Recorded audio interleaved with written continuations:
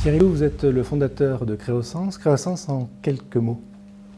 Alors Créosens, c'est un petit peu un vœu pieux d'arriver à allier la technique et les sensations fortes. Alors c'est avant tout un bureau d'ingénierie, mais qui s'intéresse à un produit particulier, un produit dont la dimension sensationnelle et technique aussi est très importante, à savoir le Grand 8. Alors ce Grand 8, justement, il est peut-être un petit peu innovant? Alors il est un petit peu innovant parce que par rapport à un Grand 8 classique qu'on peut trouver dans un parc d'attractions, on a essayé de ne garder que le concept, c'est-à-dire l'expérience utilisateur, c'est-à-dire apporter des émotions, apporter des sensations physiques fortes, et on essaie de transposer ça dans un autre contexte. Donc on peut peut-être parler d'innovation de contexte, et on a fait voyager ce concept dans des centres commerciaux, sur un navire de croisière, au-dessus des vagues, sur une falaise, sur un flanc de falaise, typiquement à 200 mètres d'altitude, c'est encore plus impressionnant, ou par exemple entre les deux pics de l'Aiguille du Midi, avec un looping entre les deux.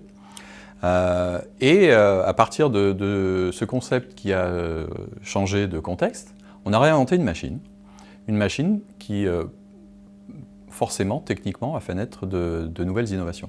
Dans lesquelles sont-elles? Alors, assez simplement, on a voulu de la légèreté, puisque les lieux ne se prêtent pas à l'implantation d'une machine de centaines de tonnes. Donc les deux principales innovations viennent du rail, qui est un monorail autoporteur. Donc vous n'avez plus toute cette structure autour du Grand 8, et on utilise le bâtiment ou l'environnement existant pour fixer ce monorail porteur. Ensuite, la deuxième innovation vient aussi du véhicule. Il y a pas mal de choses techniques qui diffèrent énormément du Grand 8 classique au niveau de la motorisation, au niveau du freinage, etc. Mais aussi, pour ce qui est de l'expérience utilisateur, une nouvelle position du passager qui est une position totalement allongée le long du rail. À noter également que c'est un véhicule monoplace, donc adapté aussi à des lieux qui n'ont pas forcément le chaland nécessaire pour mettre 200 personnes dessus. À l'heure actuelle, vous en êtes déjà au stade du prototype échelle 1? Alors tout à fait, nous avons commencé par la confection du rail qui était le point le plus critique techniquement dans l'élaboration de cette nouvelle machine.